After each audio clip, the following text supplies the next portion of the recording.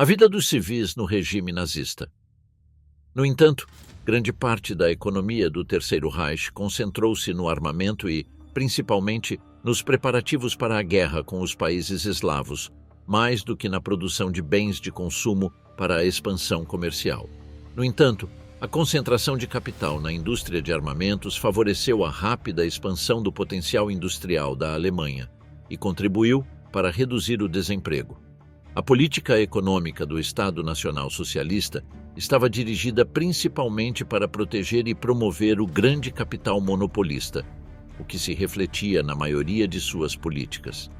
Nesse sentido, podem ser distinguidas dois tipos de medidas: aquelas destinadas a obter mercados para o capital interno e aquelas que promoviam uma política de obras públicas em toda a Alemanha. Durante os 7 anos de seu reinado, foi construída uma rede de 12.000 quilômetros de estradas nacionais, que ainda hoje estão em uso, assim como barragens hidrelétricas, linhas ferroviárias e edifícios majestosos. A segunda tendência econômica nazista era potencializar o comércio exterior e a economia de guerra. O problema central enfrentado pela economia alemã residia nas limitações de seu mercado interno. Isso obrigou o capital monopolista alemão a direcionar suas perspectivas para o exterior, as quais culminaram na Segunda Guerra Mundial. Hitler, já em 1933, durante um de seus discursos, defendia o rearmamento da Alemanha. Bienvenue à Frontline War Mémoire. O nacionalsocialismo precisou de apenas 2 anos para impulsionar um desenvolvimento desbordante de prosperidade. E aos 4 anos, o país já era uma potência entre as potências. Entre 1934 e 1937, a Alemanha de Hitler gozava de excelentes padrões de vida para a classe média e alta. Uma das consequências dos antecedentes mencionados no início deste vídeo é o tipo de ideologia e cultura que os nazistas impuseram, que não admitia nem o progresso nem o desenvolvimento. Por obrigação, era necessário aceitar a verdade oficial como dada, imutável e eterna. O nacionalsocialismo foi o produto genuíno de um cúmulo de décadas ao longo das quais o pensamento alemão, oposto a todo o modernismo, desenvolveu um novo tipo de literatura, de arte e filosofia racista. Hitler sempre destacou o fator ideológico, ou seja, a concepção de mundo que uma sociedade deve sempre ter. Atribuiu a esse fator uma importância extraordinária. A futura Alemanha que ele pregava tinha que ser edificada sobre um homem novo, e este não podia surgir senão de uma visão correta do mundo, que obviamente era a dele. No entanto, tudo isso foi possível em grande parte graças à propaganda, um meio que serviu a um objetivo. Hitler atribuía à propaganda o caráter de meio e afirmava que ela deveria ser considerada do ponto de vista do objetivo que servia. Em consequência, sua forma era condicionada de maneira a apoiar o objetivo perseguido. Esse ponto da teoria hitlerista da propaganda coincide perfeitamente com a premissa de que a propaganda é um instrumento do poder. Não há dúvida de que Hitler sistematizou muitos aspectos da propaganda e antecipou uma grande quantidade de estudiosos na matéria, que posteriormente chegaram às mesmas conclusões que ele. Goebbels, por sua vez, acreditava que a propaganda era um trabalho profundo e sistemático, que além de partir da realidade, exigia que se prevejam seus resultados. Por isso, em uma reunião de trabalho com seus colaboradores mais imediatos no ministério, afirmou: "Um inimigo deve ser atacado somente quando estamos em condições de responder de modo adequado a um grande contra-ataque da parte dele." Com essa afirmação, enfatizava a necessidade de considerar os efeitos das ações empreendidas. Goebbels, em seu diário, defendia, do ponto de vista da realização prática da propaganda, 2 condições inescapáveis para que a propaganda se ajustasse às regras de partir da realidade e prever as consequências. Conforme a situação na Alemanha piorava, cada vez menos oficiais eram autorizados a acessar todos os dados concretos permanentes. Em um período de guerra, os dados secretos básicos referem-se aos acontecimentos militares. A propaganda tem caráter popular. Portanto, deve se adaptar às capacidades intelectuais mais limitadas. Hitler afirmava que toda ação de propaganda deve ser necessariamente popular e adaptar seu nível à capacidade receptiva do mais limitado daqueles a quem está destinada. Daí que seu grau puramente intelectual deva ser regulado cada vez mais para baixo, quanto maior for o conjunto da massa humana que deve ser abrangida.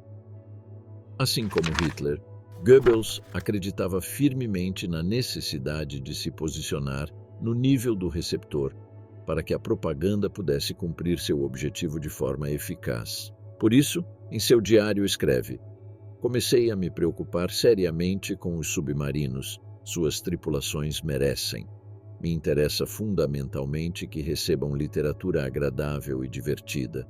Ordenei a todos os meus colaboradores que deixassem um pouco de lado as considerações doutrinárias quando se trata de decidir o que devem fornecer às tropas e ao povo alemão para seu alívio e entretenimento." É por meio dessa estratégia propagandista que Hitler conseguiu o apoio da população e iniciou um dos fatos mais atrozes durante a Segunda Guerra Mundial. Trata-se do Holocausto Judaico. O fenômeno que chamamos de Holocausto foi um verdadeiro programa de genocídio, de extermínio biológico de intenção totalizadora, ideologicamente motivado, deliberadamente planejado e muito eficazmente executado com todos os recursos e maquinários de um Estado moderno e de uma sociedade industrial avançada e civilizada. Essa vontade aniquiladora fria e calculada diferencia o genocídio de outras mega-massacres semelhantes, porque aquele está desprovido do clima característico de histeria coletiva que leva a matar todos aqueles que são percebidos em uma sociedade como inimigos reais ou imaginários em circunstâncias extremas de crise, emergência ou guerra. O genocídio, assim, não é o simples fruto mortal de uma reação súbita, individual ou coletiva de assalto e eliminação de um inimigo fehaciente, ou potencial por um surto passional de temor ou ódio contra o mesmo. Claro, além das lógicas militares inferiores em operações bélicas, o Terceiro Reich foi responsável durante a Segunda Guerra Mundial pela morte por exploração, maltrato, inanição ou simples eliminação em campos de concentração e campos de extermínio de milhões de seres humanos. E essa impressionante colheita letal massiva ocorreu no contexto sem par de um sexênio de guerra total que afetou praticamente todo o globo terrestre, implicando como nunca todos os ordens da vida social dos países afetados, mobilizando de maneira insólita massas de combatentes e gerando um legado de vítimas mortais de mais de 55 milhões de pessoas. O Holocausto continua a se destacar como o cume singular daquela devastação humana, porque apenas os identificados como judeus pelas autoridades nacional-socialistas alemãs foram escolhidos como alvos de destruição total, completa e sem paliativos, sorte parcialmente compartilhada também pelos ciganos, que suportaram quase 500 mil de vítimas mortais em campos nazistas. Os outros grupos submetidos pelo regime nazista podiam morrer ou viver na escravidão e servidão. Para os judeus, só restava a morte sem remissão. Esse imenso genocídio de judeus europeus foi, assim, excepcional, singular e sem precedentes pelo menos por 3 razões básicas e concorrentes. Primeiramente, pela definição de judeu como membro de uma raça inferior degenerada, infecciosa e infra-humana. Uma raça que devia ser exterminada rápida e totalmente para evitar a contaminação racial e a degradação do restante da humanidade e, sobretudo, da raça superior, ariana germânica. Essa concepção e definição do judeu como um verdadeiro parasita perigoso, como um vírus mortal e letal, foi pregada por Adolf Hitler desde seus primeiros escritos políticos. Juda é a praga do mundo.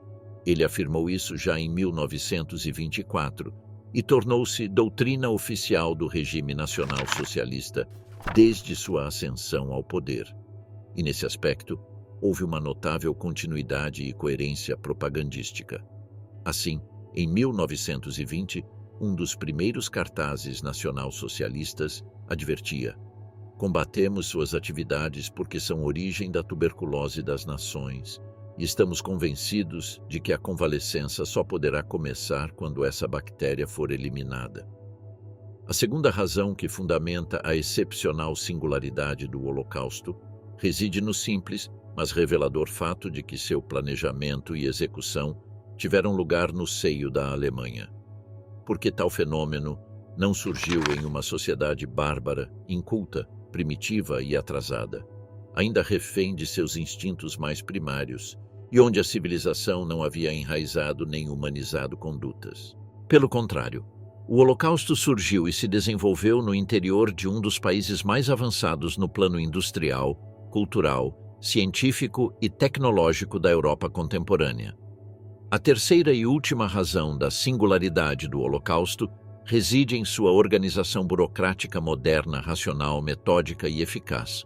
Todo o poder do Estado alemão foi colocado ao serviço de um programa de extermínio de complexidade logística extraordinária, criar um censo especial de judeus na Alemanha e em toda a Europa ocupada, arbitrar uma linguagem camuflada para ocultar a operação das vítimas desconcertadas e do público externo incrédulo, organizar brigadas de executores especializadas, motorizadas e dirigidas a partir de um centro operacional, estabelecer numerosos guetos e campos de concentração para os quais foram deportados em massa judeus de todo o continente, e, por fim, planejar, construir e colocar em funcionamento 6 campos de extermínio, com suas correspondentes câmaras de gás e fornos crematórios.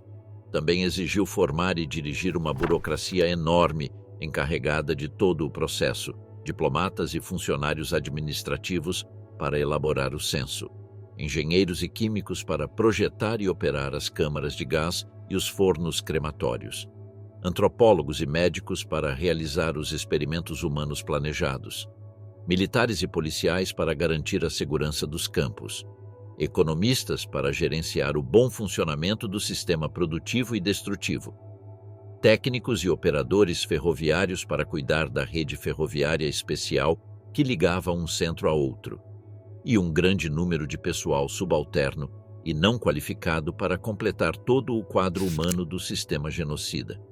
Em particular, os mencionados campos de extermínio simbolizam o cume dessa deriva tecnológica e burocrática, porque revelam que, para os nazistas, o assassinato em massa de judeus era um fim em si mesmo, não o subproduto derivado de uma situação bélica e anormal. Campos como Auschwitz foram verdadeiras fábricas de morte, uma instituição inédita até então e ainda não repetida na história, planejada, construída e constantemente modernizada com o objetivo exclusivo de consumir vidas humanas conforme chegavam às suas portas. O racismo antissemita, convertido em doutrina e política oficial do Terceiro Reich desde janeiro de 1933, tornou-se apenas uma prática abertamente genocida após o início da Segunda Guerra Mundial, em setembro de 1939 e, particularmente, após a extensão do conflito para o leste europeu com a invasão nazista da União Soviética em junho de 1941.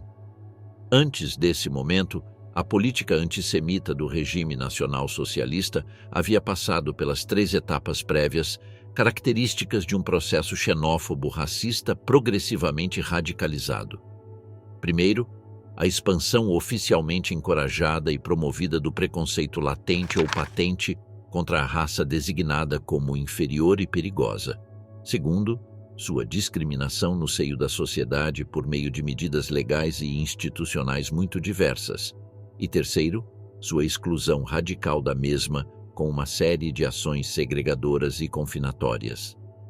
A história desse processo de radicalização acumulativa começou em janeiro de 1933, na última crise da República de Weimar, quando Adolf Hitler se tornou o chanceler da Alemanha. Em grande parte, a exploração do intenso preconceito popular contra os judeus foi um dos fatores decisivos na ascensão dos nazistas ao poder. Imediatamente, Hitler deixou claro que seu antissemitismo não permaneceria limitado a um mero preconceito informal e inofensivo, como existia antes de sua ascensão ao poder. Entre 1933 e 1938, inúmeras leis impuseram a discriminação radical dos judeus na sociedade alemã. Promoveu-se o boicote oficial aos seus negócios. Foram expulsos da administração pública, do ensino, da justiça e das forças armadas e policiais. Perderam a nacionalidade alemã, proibiu-se sua livre circulação pelas ruas e cidades e anulou-se todos os casamentos mistos entre judeus e alemães. Como resultado dessa pressão e coerção sistemáticas, o Terceiro Reich conseguiu expulsar do país, antes da Segunda Guerra Mundial, quase 250 mil dos 525 mil judeus residentes na Alemanha em janeiro de 1933. Com essas medidas iniciais, Hitler implementou uma medida amplamente demandada pelo movimento antissemita alemão há muitos anos: a revogação das leis de emancipação civil e política dos judeus decretadas pelo liberalismo no século XIX. Mas não parou por aí. Seu objetivo não era restaurar os judeus à mera condição de párias como os habitantes dos guetos medievais, mas eliminar sua presença da vida econômica, social e cultural da Alemanha por todos os meios possíveis e disponíveis. Por isso mesmo, desde a fatídica Noite dos Cristais, iniciou-se a fase de exclusão, com a deportação progressiva da população judia para guetos urbanos e campos de concentração situados em áreas rurais distantes. Tudo isso foi apoiado por parte da sociedade alemã, que já desfrutava de certo status na Europa. A Kristallnacht foi um verdadeiro pogrom. De fato, foi um ataque planejado pelas autoridades e executado por militantes nazistas e antissemitas contra todas as juderias existentes nas cidades e vilas da Alemanha e da Áustria, diante da passividade da polícia e da complacência ou indiferença de grande parte da população civil. O resultado desse pogrom foi simplesmente aterrador. Na Alemanha, 100 judeus foram brutalmente assassinados. Milhares foram espancados e maltratados. Dezenas de sinagogas foram incendiadas e demolidas. Pelo menos 8.000 lojas e negócios pertencentes a judeus foram destruídos. Inúmeras casas e apartamentos particulares foram devastados. E cerca de 30.000 judeus foram presos e enviados para campos de concentração em Dachau, Buchenwald e Sachsenhausen. Na Áustria, por sua vez, o ataque custou a vida de 27 judeus, resultou na destruição de 42 sinagogas e na prisão de 7.800 pessoas enviadas para os campos de concentração estabelecidos. A consequente guerra total e a extermínio racial na frente oriental abriram assim completamente as portas para o genocídio em massa contra os judeus e para o massacre generalizado da população soviética e eslava capturada nos territórios atacados. E teria de ser um assassinato em grande escala de judeus por uma razão bem simples e já aprendida na Polônia ocupada. A União Soviética abrigava a maior comunidade judaica do mundo, e com ela não seria possível a imigração, a deportação, nem o reassentamento provisório e temporário. Sem motivo, além dos 2 milhões de judeus que habitavam na Bielorrússia, Ucrânia e Crimeia, havia outros 250.000 judeus na costa báltica, 1,5 milhão na Polônia Oriental, recém-anexada, e até 350.000 refugiados judeus que haviam fugido do avanço nazista na Europa Central. E quase toda essa imensa população judaica residia nos territórios que seriam alvo do ataque e conquista pela Wehrmacht alemã e que se tornariam sangrento campo de batalha, com 90% dos judeus vivendo nas cidades dispersas por todo esse espaço compreendido entre o Báltico e a Crimeia. Para empreender essa operação exterminadora anti-judaica, Hitler autorizou a formação de unidades especiais móveis, das SS, chamadas Einsatzgruppen, que se incorporariam à retaguarda das tropas regulares e teriam a missão de executar os resistentes e inimigos capturados. Seriam a ponta de lança de um massacre em massa organizado de judeus e seriam estruturadas em 4 setores. Einsatzgruppen A, para as operações nos países bálticos, B, para a Bielorrússia, C, para a Ucrânia Norte e Central, e D, para a Ucrânia Sul. Bessarábia e Crimeia. Cada grupo de ação especial contava com cerca de 3.000 homens, subdivididos em comandos e provenientes das Waffen-SS, da Gestapo e da Polícia de Ordem. Sua preparação, instrução, doutrinação e equipamento o foram finalizados entre março e maio 1941, como parte dos dispositivos bélicos gerais exigidos pela campanha, abrindo caminho para a mais feroz exterminação dos judeus durante a Guerra Total. A vida dos civis no regime nazista. No entanto, grande parte da economia do Terceiro Reich concentrou-se no armamento e, principalmente, nos preparativos para a guerra com os países eslavos, mais do que na produção de bens de consumo para a expansão comercial. No entanto, a concentração de capital na indústria de armamentos favoreceu a rápida expansão do potencial industrial da Alemanha e contribuiu para reduzir o desemprego. A política econômica do Estado Nacional Socialista estava dirigida principalmente para proteger e promover o grande capital monopolista, o que se refletia na maioria de suas políticas. Nesse sentido, podem ser distinguidas dois tipos de medidas: aquelas destinadas a obter mercados para o capital interno e aquelas que promoviam uma política de obras públicas em toda a Alemanha. Durante os 7 anos de seu reinado, foi construída uma rede de 12.000 quilômetros de estradas nacionais que ainda hoje estão em uso, assim como barragens hidrelétricas, linhas ferroviárias e edifícios majestosos. A segunda tendência econômica nazista era potencializar o comércio exterior e a economia de guerra. O problema central enfrentado pela economia alemã residia nas limitações de seu mercado interno. Isso obrigou o capital monopolista alemão a direcionar suas perspectivas para o exterior, as quais culminaram na Segunda Guerra Mundial. Hitler, já em 1933, durante um de seus discursos, defendia o rearmamento da Alemanha.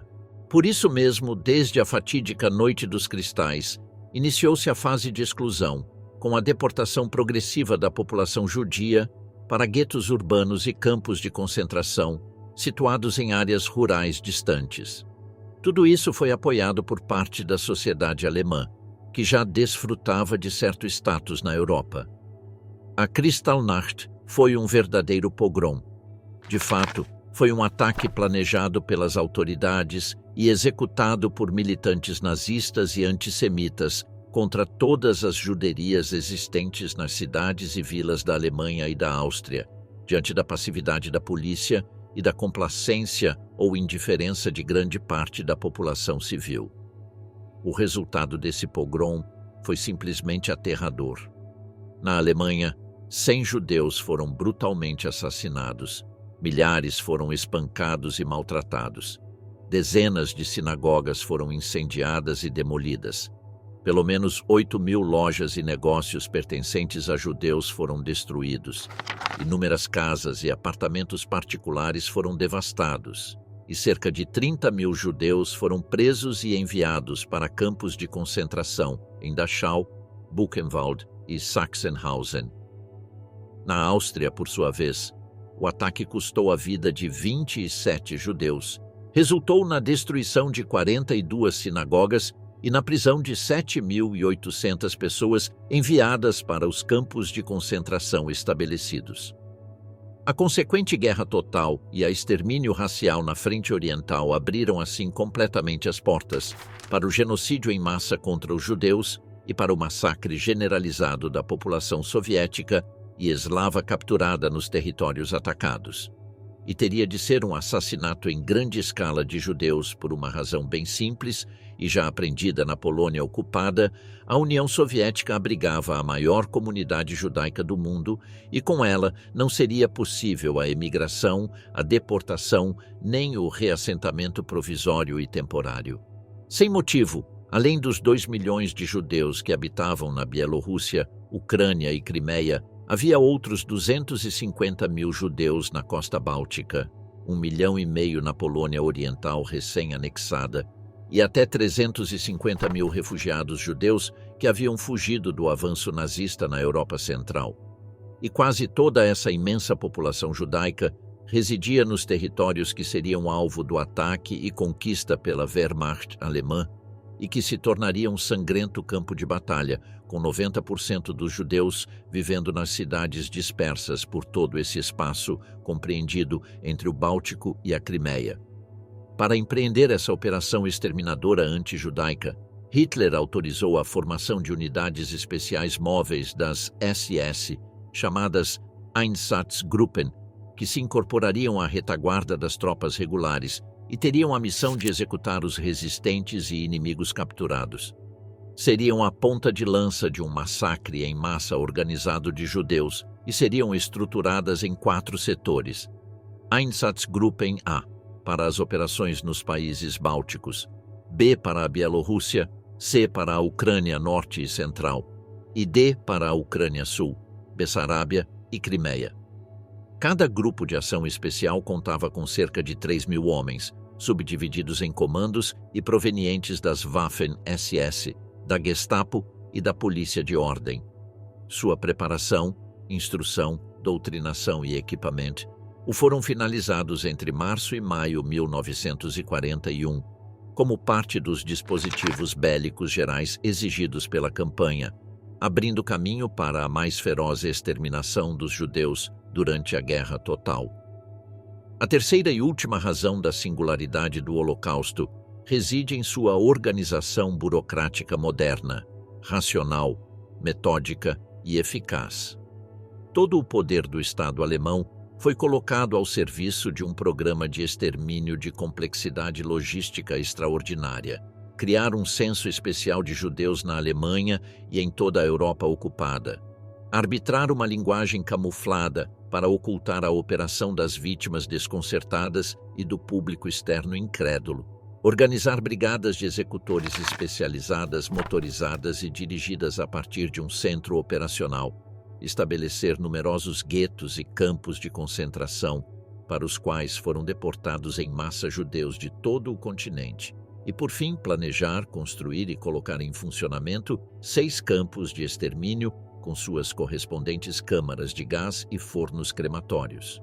Também exigiu formar e dirigir uma burocracia enorme encarregada de toda a operação, diplomatas e administrativos para confeccionar o censo, engenheiros e químicos para conceber e operar as câmaras de gás e os fornos crematórios, antropólogos e médicos para realizar os experimentos humanos planejados, militares e policiais para velar pela segurança dos campos, economistas para gerir o bom funcionamento do sistema produtivo e destrutivo, técnicos e operadores ferroviários para se ocuparem da rede ferroviária especial que ligava alguns centros a outros, e um grande número de pessoal subalterno e sem qualificação para completar todo o quadro humano do sistema genocida.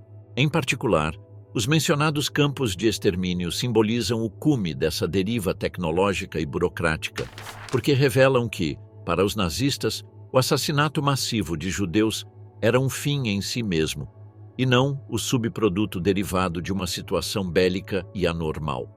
Campos como Auschwitz foram verdadeiras fábricas de morte, uma instituição inédita até então e ainda não repetida na história, planejada, construída e constantemente modernizada com o objetivo exclusivo de consumir vidas humanas conforme chegavam às suas portas.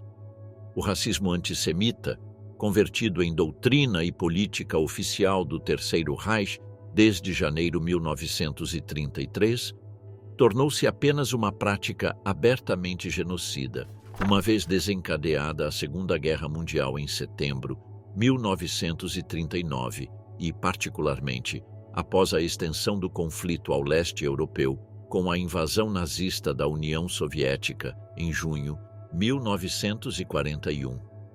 Antes desse momento, a política antissemita do regime nacional-socialista havia passado pelas 3 etapas prévias, características de um processo xenófobo racista progressivamente radicalizado. Primeiro, a expansão oficialmente encorajada e propiciada do preconceito latente ou patente contra a raça designada como inferior e perigosa. Segundo, sua discriminação no seio da sociedade por meio de medidas legais e institucionais muito diversas. E terceiro, sua exclusão radical da mesma com uma bateria de ações segregadoras e confinatórias. A história desse processo de radicalização acumulativa começou em janeiro de 1933, na última crise da República de Weimar, quando Adolf Hitler se tornou chanceler da Alemanha. Em grande parte, a exploração do intenso preconceito popular contra os judeus foi um dos fatores decisivos na ascensão dos nazistas ao poder. Imediatamente, Hitler deixou claro que seu antissemitismo não permaneceria limitado a um mero preconceito informal e inofensivo, como existia antes de sua ascensão ao poder. Entre 1933 e 1938, inúmeras leis impuseram a discriminação radical dos judeus na sociedade alemã. Promoveu-se o boicote oficial aos seus negócios. Foram expulsos da administração pública, do ensino, da justiça e das forças armadas e policiais. Perderam a nacionalidade alemã, proibiu-se sua livre circulação pelas ruas e cidades e anulou-se todos os casamentos mistos entre judeus e alemães. Como resultado dessa pressão e coerção sistemáticas, o Terceiro Reich conseguiu expulsar do país, antes da Guerra Mundial, quase 250 mil dos 525 mil judeus residentes na Alemanha em janeiro de 1933. Com essas medidas iniciais, Hitler implementou uma medida amplamente demandada pelo movimento antissemita alemão há muitos anos, a revogação das leis de emancipação civil e política dos judeus decretadas pelo liberalismo durante o século XIX. Mas não parou por aí. Seu objetivo não era restaurar os judeus à mera condição de párias, como os habitantes dos guetos medievais, mas eliminar sua presença da vida econômica, social e cultural da Alemanha por todos os meios possíveis e disponíveis. Por isso mesmo, desde a fatídica Noite dos Cristais, iniciou-se a fase de exclusão, com a deportação progressiva da população judia para guetos urbanos e campos de concentração implantados em áreas rurais distantes. Tudo isso foi apoiado por uma parte da sociedade alemã que já gozava de certo status na Europa. A Kristallnacht foi um verdadeiro pogrom. De fato, foi um ataque planejado pelas autoridades e executado por militantes nazistas e antissemitas contra todas as juderias existentes nas cidades e vilas da Alemanha e da Áustria, diante da passividade da polícia e da complacência ou indiferença de grande parte da população civil. O resultado desse pogrom foi simplesmente aterrador. Na Alemanha, 100 judeus foram brutalmente assassinados, milhares foram espancados e maltratados, dezenas de sinagogas foram incendiadas e demolidas. Pelo menos 8.000 lojas e negócios pertencentes a judeus foram destruídos, incontáveis casas e apartamentos particulares foram devastados e cerca de 30.000 judeus foram presos e enviados para campos de concentração em Dachau, Buchenwald e Sachsenhausen. Na Áustria, por sua vez, o ataque custou a vida de 27 judeus, resultou na destruição de 42 sinagogas e na prisão de 7.800 pessoas enviadas para os campos de concentração estabelecidos. A consequente guerra total e a extermínio racial na frente oriental abriram assim completamente as portas para o genocídio em massa contra os judeus e para a matança generalizada da população soviética e eslava capturada nos territórios atacados. E teria de ser um assassinato em grande escala de judeus por uma razão bem simples e já aprendida na Polônia ocupada. A União Soviética abrigava a maior comunidade judaica do mundo, e com ela não seria possível a emigração, a deportação, nem o reassentamento provisório e temporal. Sem motivo, além dos 2 milhões de judeus que habitavam na Bielorrússia, Ucrânia e Crimeia, havia outros 250.000 judeus na costa báltica, 1,5 milhão na Polônia Oriental recém-anexada, e até 350.000 refugiados judeus que haviam fugido do avanço nazista na Europa Central. E quase toda essa imensa população judaica residia nos territórios que seriam alvo do ataque e conquista pela Wehrmacht alemã e que se tornaria um sangrento campo de batalha, com 90% dos judeus vivendo nas cidades disseminadas por todo esse espaço compreendido entre o Báltico e Crimeia. Para empreender essa operação exterminadora anti-judaica, Hitler autorizou a formação de unidades especiais móveis das SS chamadas Einsatzgruppen, que se incorporariam à retaguarda das tropas regulares e teriam a missão de executar os resistentes e inimigos capturados. Seriam a ponta de lança de uma matança em massa organizada de judeus e seriam estruturadas em 4 setores: Einsatzgruppen A, para as operações nos países bálticos, B para a Bielorrússia, C para a Ucrânia Norte e Central e D para a Ucrânia Sul, Bessarábia e Crimeia. Cada grupo de ação especial contava com cerca de 3.000 homens, subdivididos em comandos e provenientes das Waffen-SS, da Gestapo e da Polícia de Ordem. Sua preparação, instrução, doutrinação e equipamento foram finalizados entre março e maio de 1941, como parte dos dispositivos bélicos gerais exigidos pela campanha, abrindo caminho para a mais feroz exterminação dos judeus durante a Guerra Total.